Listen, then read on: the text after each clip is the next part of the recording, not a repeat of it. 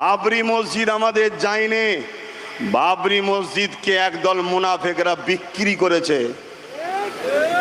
আমারই সমাজের একদল মুনাফেক আল্লাহর নবী সাদবাণী করে গেছিলেন কি, আখরি জামানায় আসমানের নিচে জমিনের সব থেকে নিকৃষ্ট হবে একদল উলামারা।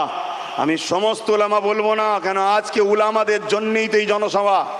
আমার আগে মাস্টার সাহেব বলছিলেন না, উলামারাই আন্দোলন শিখায়, তারপরে 10 বছর পর বুদ্ধিজীবীদের সঙ্গে উলামারা আল্লাহর আরশের পর্যন্ত খবর রাখে।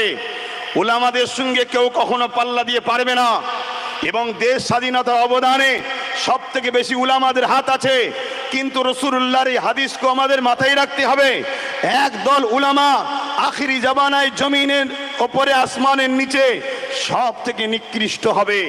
আজকে সেই সকল মানুষের মধ্যে একদল মানুষ আমার বাবরি মসজিদকে বিক্রি করেছে।